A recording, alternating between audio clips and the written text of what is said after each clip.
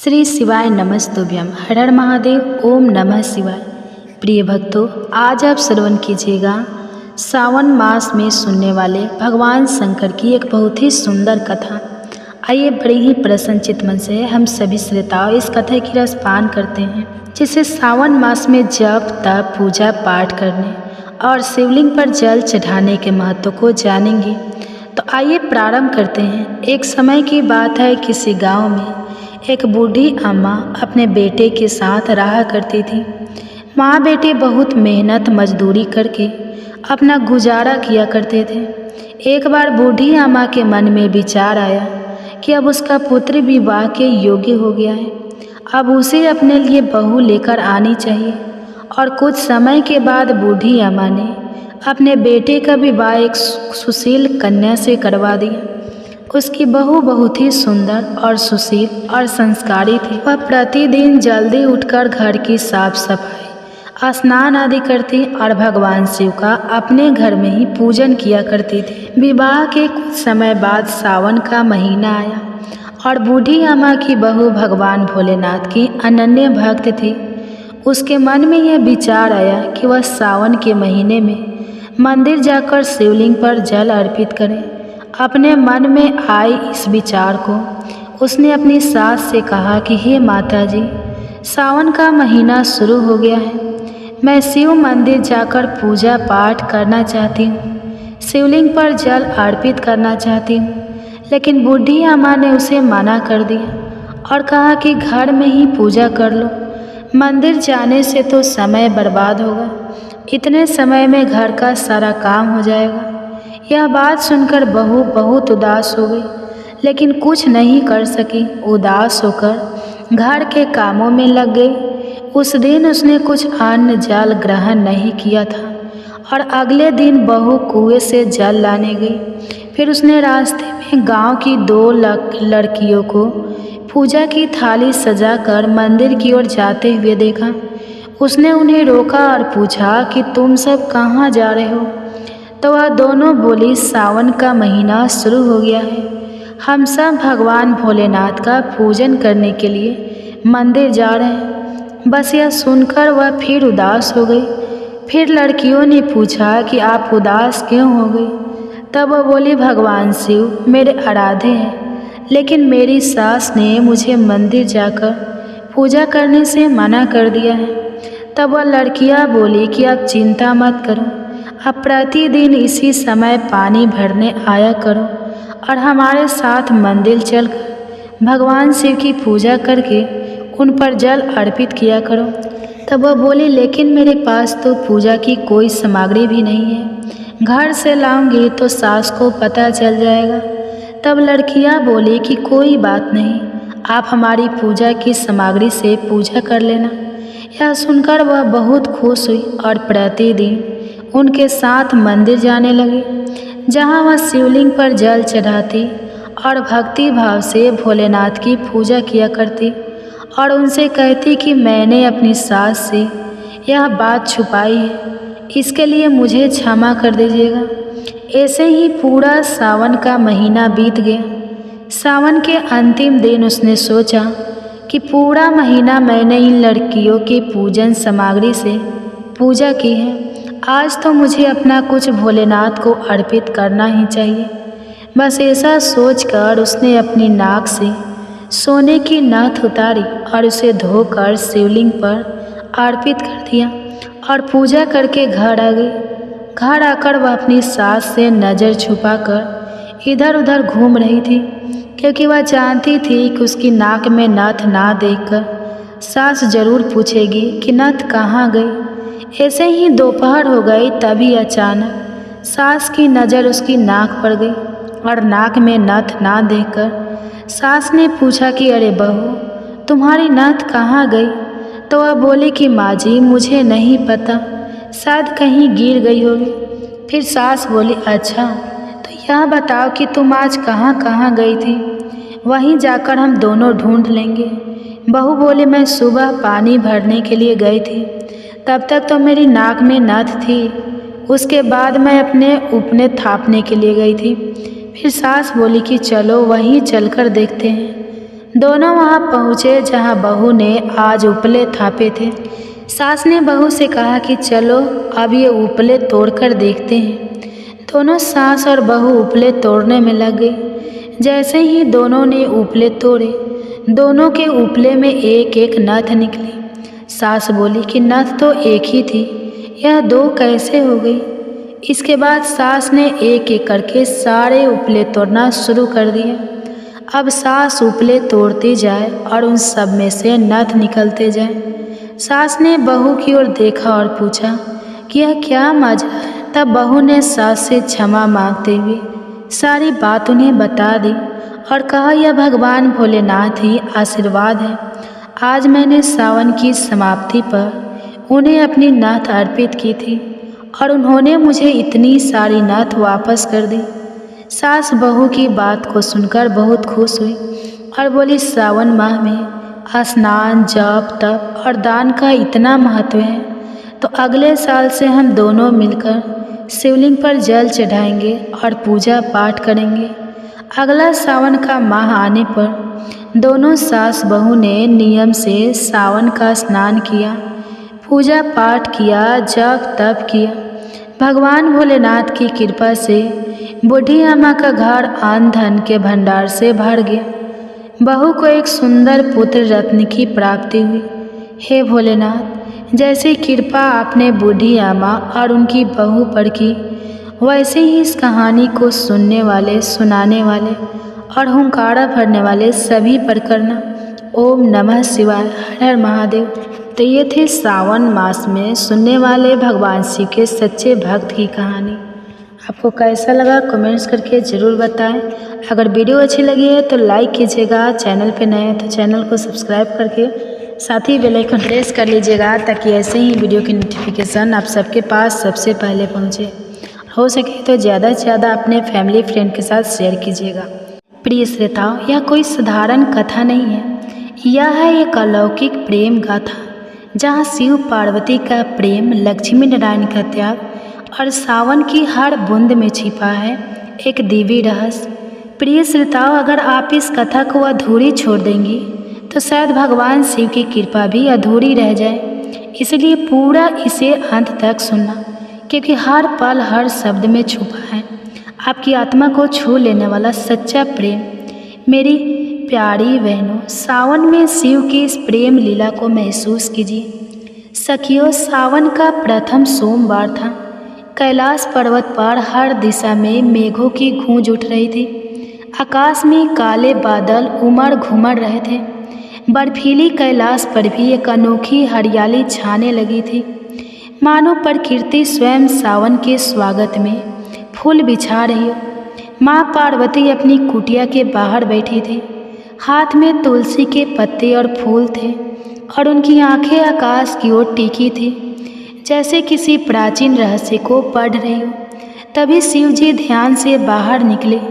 उनकी जटाओं से गंगा की एक पतली धार गिरती रही और उनकी आंखों में सावन की मस्ती की चमक थी।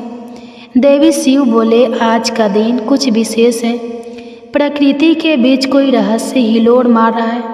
पार्वती मुस्कुराई, स्वामी, यह वही दिन है जब मैंने 8 जन्मों की तपस्या पूरी की थी, लेकिन आज का सावन कुछ अलग क्यों प्रतीत हो रहा है। तभी दक्षिण दिशा से एक मधुर ध्वनि उठी, घुंघरू और शंख की स्वर लहरिया, और तभी आकाश में एक दिव्य रथ उतरा जिसमें लक्ष्मी नारायण विराजमान थे। आकाशवाणी हुई, हे शिव, हे पार्वती, समय आ गया है एक ऐसे वन में प्रवेश करने का जहाँ तुम्हें स्वयं अपनी शक्ति के स्वरूप का दर्शन होगा। शिव और पार्वती ने लक्ष्मी नारायण को प्रणाम किया और बिना कोई प्रश्न किए उनके साथ उस वन की ओर चल दिए जहाँ मोर नाच रहे थे, हरियाली झूम रही थी और हर पत्ता कोई गढ़ कथा कह रहा था। वह वन कोई साधारण वन नहीं था। वहाँ हवा में चंपा और बेला की खुशबू थी और जमीन पर बिछे थे बेलपत्रों के स्वर्णिम धागे। मोर पंख फैलाकर नाचते थे, मानो कोई दिव्य रस में निभा रहे हो। जैसे ही चारों देवता उस वन में पहुँचे, वृक्षों ने अपने आप रास्ता दे दिया। एक पुरातन वृक्ष के नीचे एक स्त्री बैठी थी।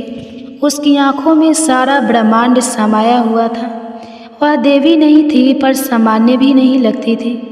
उसने शिव को देखा, पार्वती की ओर देखा, फिर लक्ष्मी और नारायण की ओर। स्वागत है त्रिपुरारी, स्वागत है बैंड के वासी।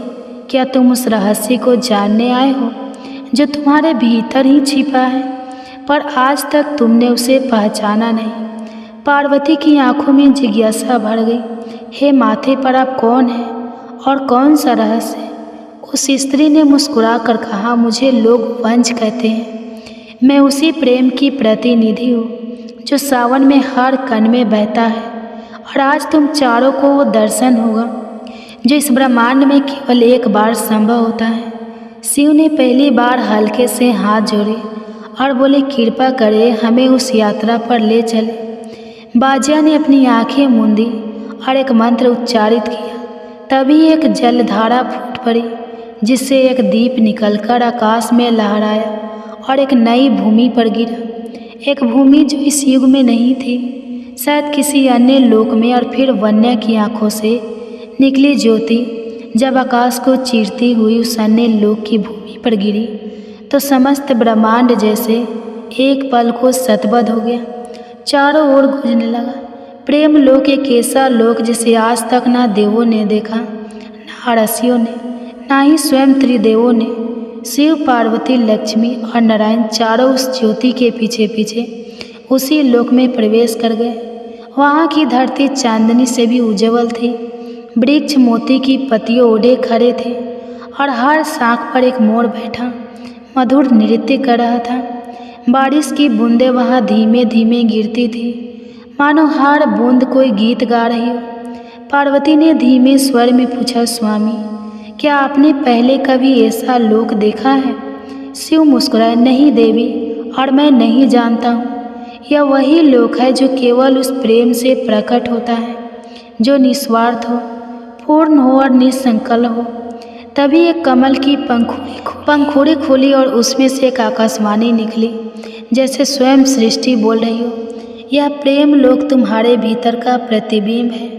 जो प्रेम तुमने अपने हृदय में बोया है वही तुम्हें इस द्वार तक लाया है। पर अब परीक्षा की घड़ी है। क्या तुम उस दिव्य बीज को पहचान पाओगे जो तुम्हारे भविष्य की लीला का आकार बनेगा? लक्ष्मी जी ने नारायण की ओर देखा और धीरे से कहा, स्वामी, यह तो कोई विशेष योग का समय प्रतीत होता है। क्या यह सावन की ही वह क्षण है जब देवताओं को भी अपने भीतर झांकना पड़ता है? नारायण ने धीरे से पार्वती की ओर देखा, फिर शिव से कहा, महादेव, यह भूमि केवल उसी को सत्य दिखाता है जो अपने प्रेम को संपूर्ण संपन्न मानता है। हमें अलग अलग जाना होगा। शिव और पार्वती एक पग पीछे हटे और लक्ष्मी नारायण एक पग आगे। तभी भूमि कांपी और चारों ओर उजाले की एक तेज लहर फैल गई। 4 द्वार प्रकट हुए।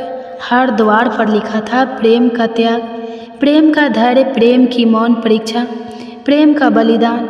वंजा फिर प्रकट हुई और उसने कहा, तुम्हें इन 4 द्वारों से होकर गुजरना होगा। हर द्वार पर तुम्हारे प्रेम की एक परत छूटेगी और जो अंत तक बचेगा वही सच्चा प्रेम कहलाएगा। शिव और पार्वती पहले द्वार पर पहुँचे। प्रेम का त्याग द्वार के भीतर प्रवेश करते ही वे एक अन्य अदृश्य में पहुँच गए। वहाँ एक सुंदर झील थी और उस झील के किनारे पार्वती अकेली बैठी थी। उनके नेत्रों में आंसू थे और शिव अदृश्य हो चुके थे। पार्वती की आवाज़ भराई हुई थी, स्वामी, आपने मुझे क्यों छोड़ दिया? क्या मेरी भक्ति में कुछ कमी रह गई? उस क्षण पार्वती के सामने एक वृद्ध स्त्री आई जो देखने में सामान्य थी, पर उसकी आंखों में काल के पार का ज्ञान था। उसने कहा, बेटी, प्रेम तभी सच्चा होता है जब त्याग कर देने पर भी तुम उसका सम्मान करो। शिव ने तुम्हारा त्याग नहीं किया। उन्होंने तुम्हें वह दृष्टि दी है जिससे तुम स्वयं को पहचान सको। पार्वती ने अपनी आंखें मूंद दी और कहा, अगर प्रेम केवल साथ में रहने का नाम नहीं बल्कि आत्मा से जुड़ने का नाम है तो मैं शिव को छोड़कर भी शिवमय हूँ। दृश्य बदल गया। शिव और पार्वती फिर से द्वार के दूसरी ओर प्रकट हुए, एक साथ लेकर। अब उनके बीच कोई शब्द नहीं, केवल मौन था। पर उस मौन में प्रेम बह रहा था। लक्ष्मी नारायण भी अभी अपने द्वार से निकले। उन्होंने धन वैभव और भव्यता को त्याग कर केवल कमल पुष्प के संग उस द्वार को पार किया था। उन्होंने कहा, जहाँ प्रेम है वहाँ धन वैभव का कोई मोल नहीं। चारों देव एक चौराहे पर फिर से मिले।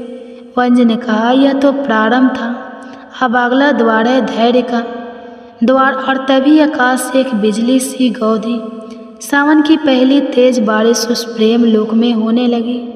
मोर एक स्वर्ग में गा उठे, पेड़ों की शाखाएं लहराई और एक नई परीक्षा की आहट होने लगी।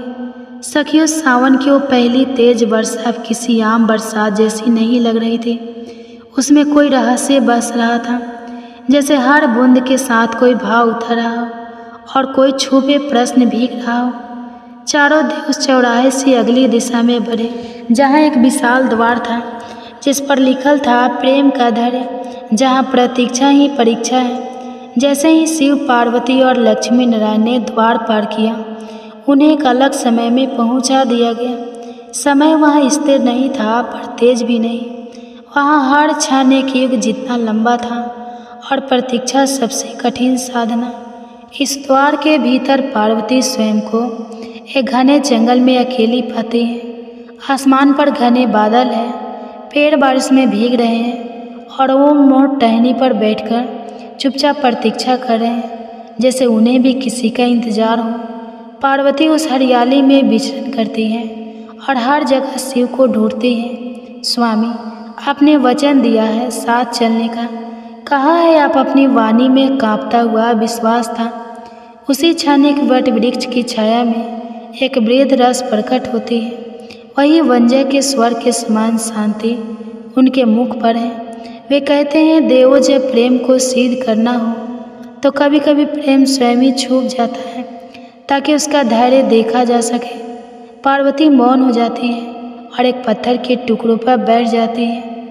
वह वहाँ 21 दिन तक बिना खाए पिए केवल शिव का नाम जपती रहती है। हर दिन सावन की वर्षा उन्हें भिगोती है, पर वह टस से मस्त नहीं होती। 21वें दिन एक कमल उनकी गोद में आ गिरता है, शिव की उपस्थिति का प्रतीक। पार्वती की आंखों में आंसू बहते हैं पर होठों पर मुस्कान है। अब मुझे विश्वास है प्रेम लौटे या न लौटे, पर वह कहीं गया नहीं। उसी क्षण शिव एक पेड़ की ओर से बाहर आते हैं। उनकी आंखों में गर्व है। देवी, तुम्हारा प्रेम अब स्थिर हुआ है। जैसे गंगा हिमालय में बसी है, वैसे ही तुम मेरे हाथों में है, हृदय में है। वही दूसरी ओर लक्ष्मी जी एक कुटिया में बैठी प्रतीक्षा कर रही थी। नारायण को वह युद्ध ते हेतु भेज चुकी थी। प्रमुखा लक्ष्य के लिए 7 वर्ष बीत जाते हैं। ना कोई संदेश, ना कोई ध्वनि, ना कोई स्वप्न। पर लक्ष्मी जी हर दिन नारायण के लिए दीप जलाती है और उस दीप की लौंग बिना बत्ती के भी जलती है। 7वें वर्ष के अंतिम दिन नारायण लौटते हैं, थके मगर शांत, और लक्ष्मी जी बिना एक शब्द कहे उनके चरणों में बैठ जाती है। नारायण कहते हैं, धैर्य वह दीप है जो बिना तेल के भी जले, और तुम्हारा प्रेम लक्ष्मी अब दीपे को चुका है। चारों ओर से चौराहे पर लौटते हैं। वंजा इस प्रकार स्वयं प्रकट होती है, पर अब वह पहले जैसी वृद्ध नहीं, अब वह एक सुंदर कन्या के रूप में प्रकट होती है। सिर पर मोर पंख और नेत्रों में आकाश जैसा विस्तार। वह मुस्कुराती कहती है, अब तुम तीसरे द्वार के योग्य हो। मौन परीक्षा का जहाँ शब्द नहीं चलेंगे, केवल हृदय की भाषा बोलेगी। जैसे ही वह यह कहती है, एक दिव्य मेरे आकाश में उतरता है और पार्वती के चरणों के पास आ बढ़ता है। उसकी आंखों में नमी है और पंखों पर शिव का प्रतीक अंकित है। श्री शिवाय नमस्तुभ्यम। ओम नमः शिवाय। हर हर महादेव। आज प्रिय भक्तजनों, आज सावन सोमवार का व्रत है, इसलिए आप सभी श्रोताओं आज श्रवण कीजिएगा सोमवार व्रत की संपूर्ण कथा।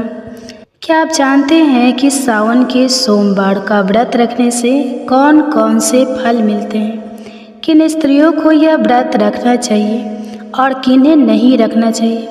क्या विवाहित स्त्रियां सामान्य रूप से यह व्रत रख सकती हैं?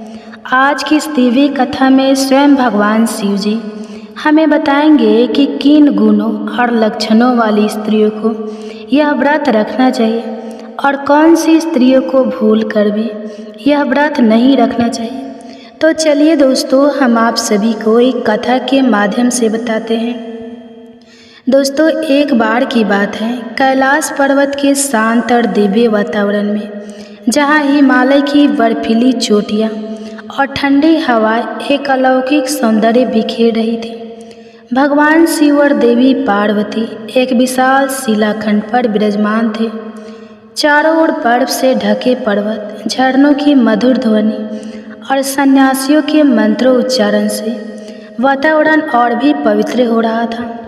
भगवान शिव अपने त्रिशूल के सहारे ध्यान मग्न थे और उनके मस्तक पर चंद्रमा, गले में सर्प और शरीर पर भस्म उनकी महिमा को और बढ़ा रहे थे। देवी पार्वती ने अपने प्रिय नाथ की ओर देखा और श्रद्धापूर्वक पूछा, हे प्रभु, मैंने सुना है कि श्रावण सोमवार का व्रत सभी व्रतों में सर्वोत्तम है। यह व्रत क्यों किया जाता है? इसे करने से मनुष्य को कौन सा फल प्राप्त होता है? और हे महादेव, इस व्रत को कौन कर सकता है और कौन नहीं? इसके नियम क्या है? कृपया मुझे विस्तार से बताएं।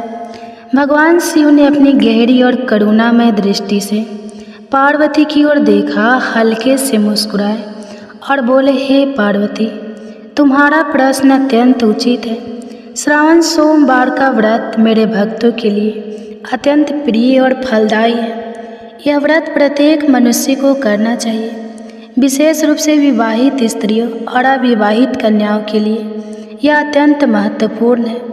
इस व्रत को सच्चे मन और विधि विधान के साथ करने से सभी मनोकामनाएं पूर्ण होती हैं, पापों का नाश होता है और अंत में मोक्ष की प्राप्ति होती है।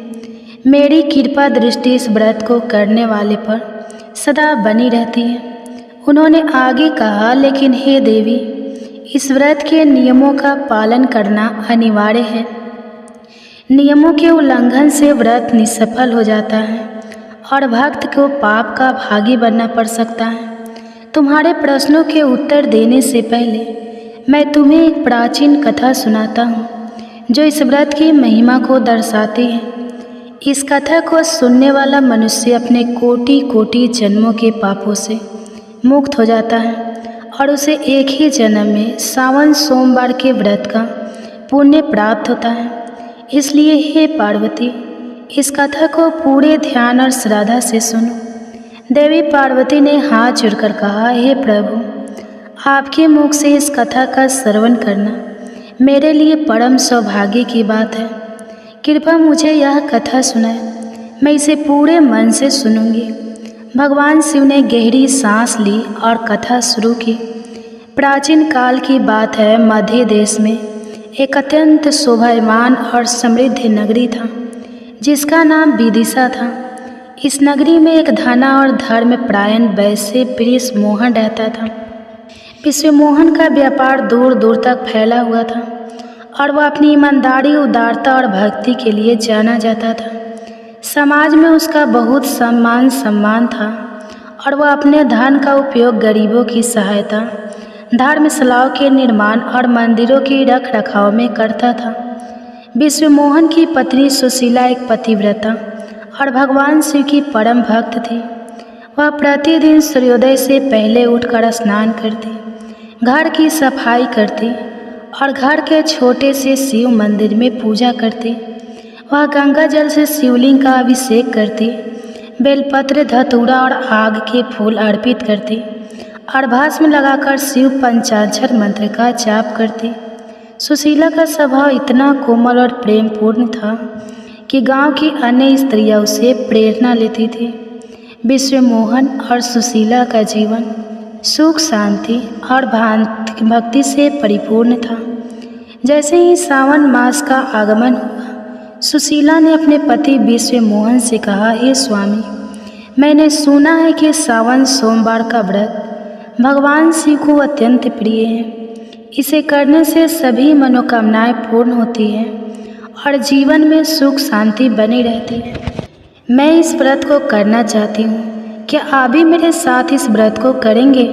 ताकि हम दोनों भगवान शिव की कृपा प्राप्त कर सके। विश्वमोहन ने सुशीला की बात ध्यान से सुनी और मुस्कुराते हुए कहा, हे सुशीला, तुम्हारी भक्ति और श्रद्धा मेरे लिए प्रेरणा है। मैं भी तुम्हारे साथ सावन सोमवार का व्रत करूँगा। हम दोनों मिलकर भगवान शिव की आराधना करेंगे और उनके आशीर्वाद से अपने जीवन को और सार्थक बनाएंगे। सावन मास का पहला सोमवार आया। सुशीला और विश्वमोहन ने पूरे विधि विधान के साथ व्रत रखा। सुशीला ने सुबह स्नान किया, घर के शिव मंदिर को स्वच्छ किया और गंगा जल से शिवलिंग का अभिषेक किया। उसने बेलपत्र, धतूरा और सफ़ेद फूल अर्पित किए, भस्म लगाया और घी का दीपक जलाकर मंत्र जाप किया। विश्वमोहन ने भी मंदिर में जाकर पूजा की और पूरे दिन उपवास रखा।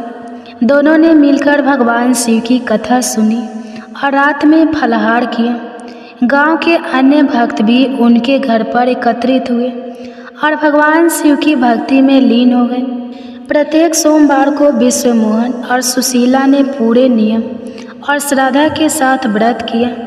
लेकिन एक दिन सावन मास के तीसरे सोमवार को उनसे अनजाने में एक बड़ी भूल हो गई। उस दिन सुबह सुबह विश्वमोहन अपने व्यापार के कुछ जरूरी कामों में व्यस्त हो गया।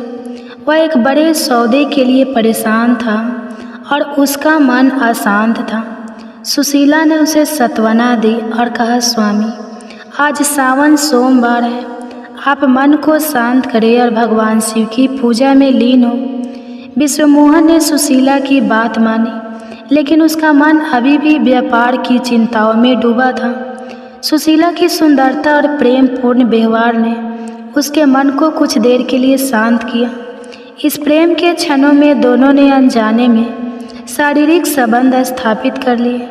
उन्हें यह नहीं पता था कि सावन सोमवार के व्रत के दिन ब्रह्मचर्य का पालन करना अनिवार्य है और इस नियम का उल्लंघन व्रत को भंग करने के समान है।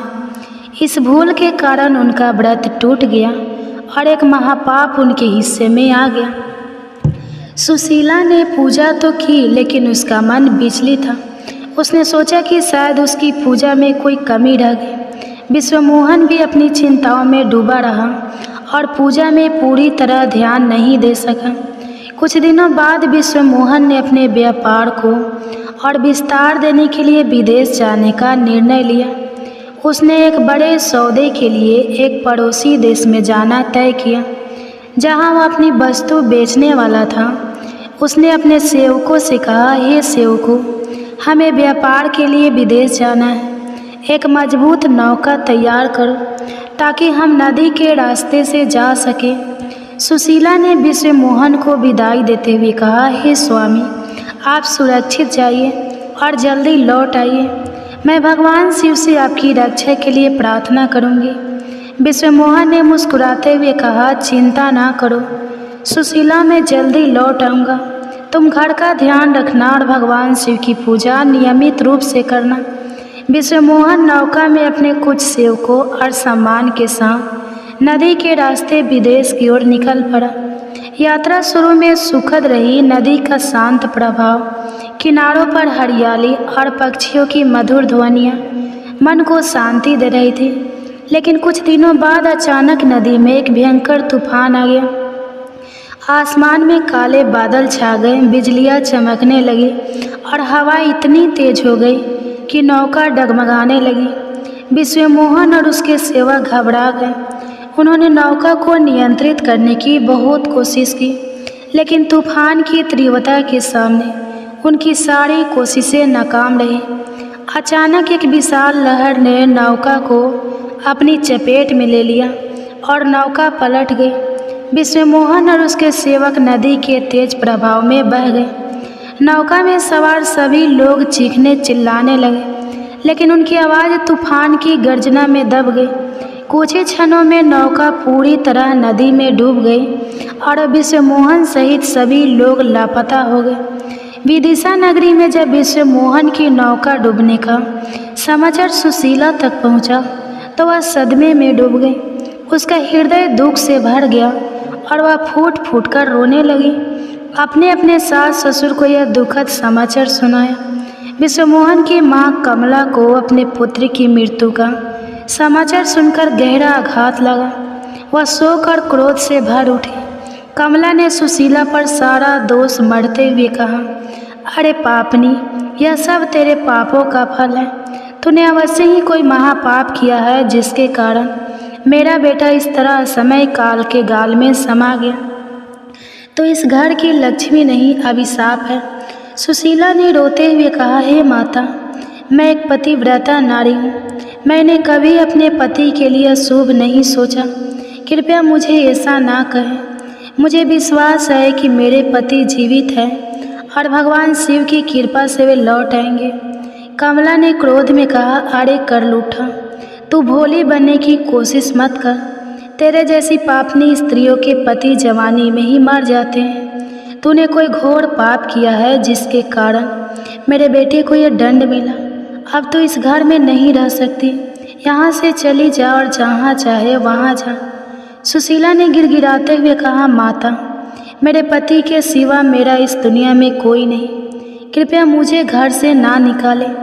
लेकिन कमला ने क्रूरता से सुशीला को घर से बाहर निकाल दिया और कहा, जा उसी नदी में डूब मर जिसमें मेरा बेटा डूबा।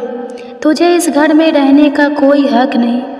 सुशीला अपने सास के कठोर शब्दों से आहत और अपने पति के वियोग में दुखी रोती हुई घर से निकल पड़ी।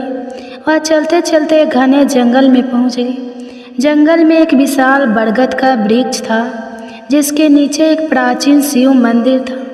मंदिर का वातावरण शांत और पवित्र था। सुशीला ने शिवलिंग को देखा और उसके सामने बैठकर फूट फूट कर रोने लगी। उसने प्रार्थना की, हे भोलेनाथ, मुझसे ऐसी क्या भूल हो गई कि मुझे यह दंड मिला। आप तो दया के सागर हैं, आप सबको क्षमा कर देते हैं। फिर मेरे द्वारा ऐसा कौन सा पाप हुआ जो क्षमा के योग्य नहीं? कृपया मेरी भूल बताइए और मेरे पति की रक्षा करें। सुशीला ने घंटों तक शिवलिंग के सामने प्रार्थना की, लेकिन उसे कोई जवाब नहीं मिला। उसका मन और अधिक विचलित हो गया। उसने सोचा, यदि मेरे पति की मृत्यु के लिए मैं ही जिम्मेदारी हूँ, तो मुझे जीवित रहने का कोई अधिकार नहीं। एक पतिव्रता स्त्री को अपने पति के साथ ही मर जाना चाहिए। यह सोचकर उसने आत्महत्या करने का निश्चय किया। वह उस नदी की ओर चल पड़ी जिसमें विश्वमोहन की नौका डूबी थी। जैसे ही सुशीला नदी के किनारे पहुंची और छलांग लगाने वाली थी, तभी एक चमत्कार हुआ। भगवान शिव एक साधु के रूप में प्रकट हुए। उनका स्वरूप तेजस्वी और शांत था। उन्होंने सुशीला का हाथ पकड़ा और कहा, हे पुत्री, रुक जाओ। यह क्या अनर्थ करने जा रही हो? आत्महत्या सबसे बड़ा पाप है।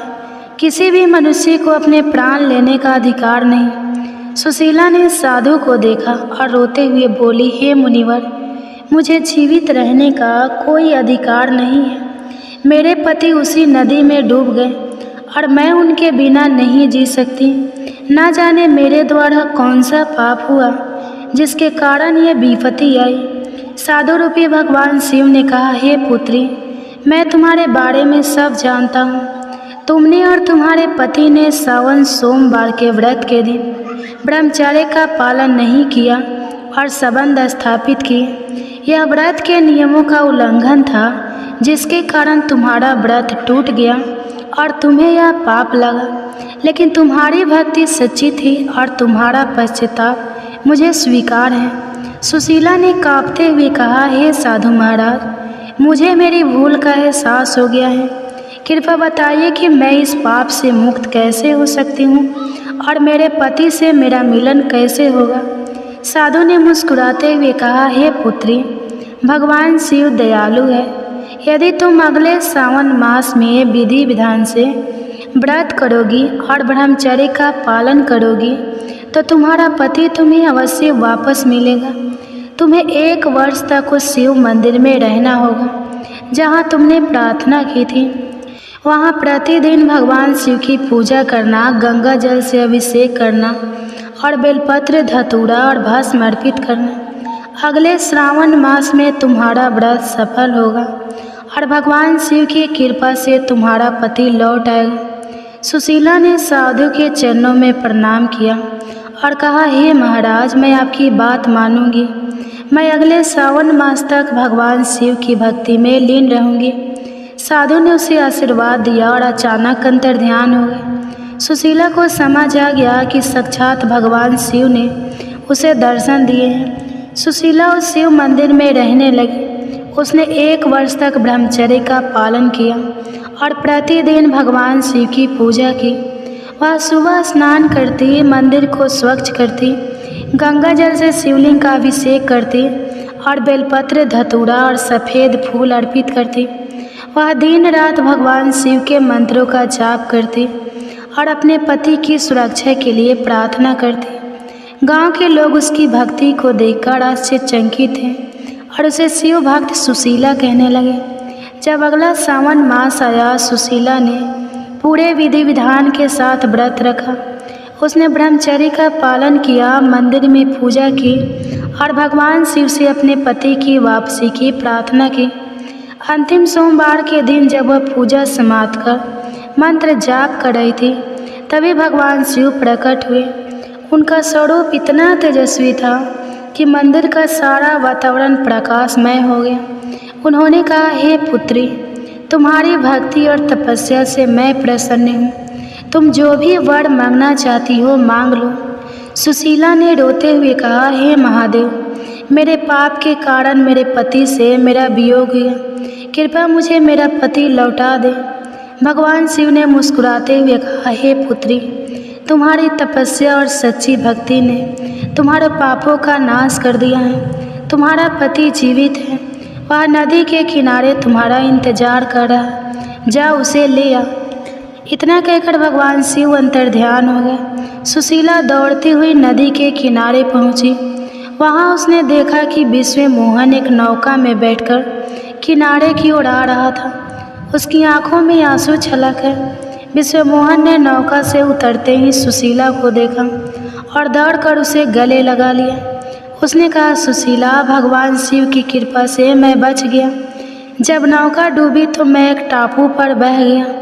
वहाँ एक साधु ने मुझे बचाया और भगवान शिव की पूजा करने की प्रेरणा दी। मैंने 1 वर्ष तक उनकी भक्ति की और आज मैं तुम्हारे पास लौट आया। सुशीला ने रोते हुए कहा, हे स्वामी, यह सब भगवान शिव की कृपा है। मेरे द्वारा अनजाने में हुई भूल के कारण यह विपत्ति आई थी, लेकिन उनकी दया और मेरी तपस्या से आप मुझे वापस मिल गए। दोनों ने मिलकर भगवान शिव का आभार व्यक्त किया और मंदिर में जाकर पूजा की। विश्वमोहन की वापसी की खबर विदिशा नगरी में आग की तरह फैल गई। कमला ने अपने पुत्र को जीवित देखा और सुशीला से क्षमा मांगी। उसने कहा, बेटी, मैंने क्रोध में तुम्हें बहुत कुछ कहा। तुम्हारी भक्ति ने मेरे पुत्र को वापस लाया। मुझे क्षमा कर दो। सुशीला ने अपनी सास के चरण स्पर्श किए और कहा, माता, आपने जो कहा वह एक माँ का दुख था। मैंने आपको पहले ही क्षमा कर दिया। विश्वमोहन और सुशीला ने मिलकर विदिशा में एक भव्य शिव मंदिर का निर्माण करवाया, जहाँ वे प्रतिदिन पूजा करते और ग्रामवासियों को सावन सोमवार के व्रत की महिमा बताते। गांव के लोग उनकी भक्ति से प्रेरित हुए और सावन मास में व्रत रखने लगे। कथा समाप्त करने के बाद भगवान शिव ने देवी पार्वती से कहा, हे पार्वती, यह कथा सावन सोमवार के व्रत की महिमा को दर्शाती है। अब मैं तुम्हारे प्रश्न का उत्तर देता हूँ। सावन सोमवार व्रत के नियम एक स्नान और पतिव्रता व्रत के दिन प्रातः काल स्नान करें और शुद्ध वस्त्र पहने। मन और शरीर की शुद्धता आवश्यक है। शिव पूजा, गंगा जल से शिव का अभिषेक करें। बेलपत्र, धतूरा, आँख के फूल और भस्म अर्पित करें। शिव पंचाक्षर मंत्र नमः शिवाय का जप करें। शिव ब्रह्मचर्य व्रत के दिन ब्रह्मचर्य का पालन करें। शारीरिक संबंध बनाना वर्जित है। 4 उपवास, पूरे दिन उपवास करें। रात में फलाहार या हल्का भोजन लें। 5 सत्कर्म, दिन भर सत्कर्म करें। झूठ ना बोले और किसी का अपमान ना करें।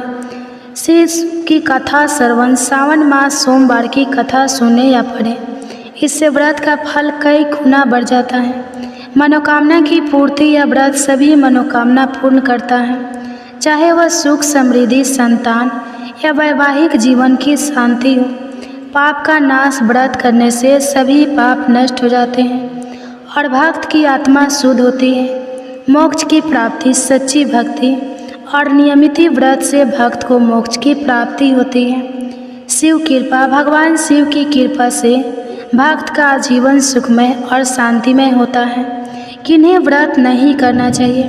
भगवान शिव ने कहा, हे पार्वती, कुछ लोग इस व्रत के योग्य नहीं हैं, उन्हें यह व्रत नहीं करना चाहिए। वन पति को छोड़कर अन्य पुरुष के साथ रहने वाली स्त्री, ऐसे स्त्री ने विवाह के पवित्र बंधन का उल्लंघन किया होता है। यह व्रत शिव पार्वती के प्रेम और संपर्क का प्रतीक है, इसलिए ऐसी स्त्री को यह व्रत नहीं करना चाहिए।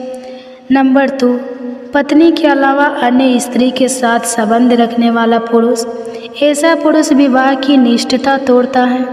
यह व्रत केवल निष्ठावान लोगों के लिए है। 4 पति का अपमान करने वाली स्त्री, ऐसी स्त्री जो अपने पति का सम्मान नहीं करती, वह इस व्रत के पवित्र उद्देश्य को पूरा नहीं कर सकती। बुरा आचरण रखने वाले, कपटपूर्ण मन और बुरे आचरण वाले लोग इस व्रत के लिए योग्य नहीं है, क्योंकि यह व्रत आत्मशुद्धि और सत्कर्म का प्रतीक है।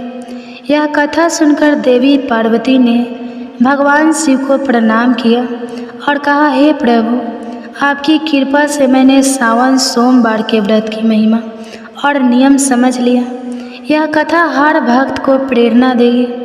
भगवान शिव ने कहा, हे पार्वती, यह कथा युगों युगों तक मेरे भक्तों को प्रेरित करेगी। जो भी इस कथा को श्रद्धा से सुनता है, उसके सभी पाप नष्ट हो जाते हैं और उसे मेरी कृपा प्राप्त होती है।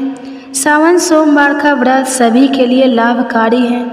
इसे सच्चे मन और नियमों के साथ किया जाए। दोस्तों, यह कथा हमें सिखाती है कि सावन सोमवार का व्रत सच्ची भक्ति, आत्म संयम और सत्कर्म का प्रतीक है। भगवान शिव की कृपा से कोई भी संकट असंभव नहीं है। हमें इस व्रत को विधि विधान से करना चाहिए और नियमों का पालन करना चाहिए। यदि अनजाने में कोई भूल हो जाए तो पश्चाताप और सच्चे भक्ति से भगवान शिव से क्षमा कर देते हैं। तो आइए इस श्रावण मास में हम सभी सच्चे मन से भगवान शिव की पूजा करें, उनके व्रत का पालन करें और हर हर महादेव का उच्चारण करें। यदि आपको यह कथा पसंद आई तो कृपया कमेंट बॉक्स में हर हर महादेव अवश्य लिखें। इस वीडियो को लाइक करें, चैनल को सब्सक्राइब करें और अपने और दोस्तों के साथ, परिवार के साथ इस कथा को शेयर करें। अब एक और कथा सुनिए, भगवान शिव भक्त के सच्ची कथा।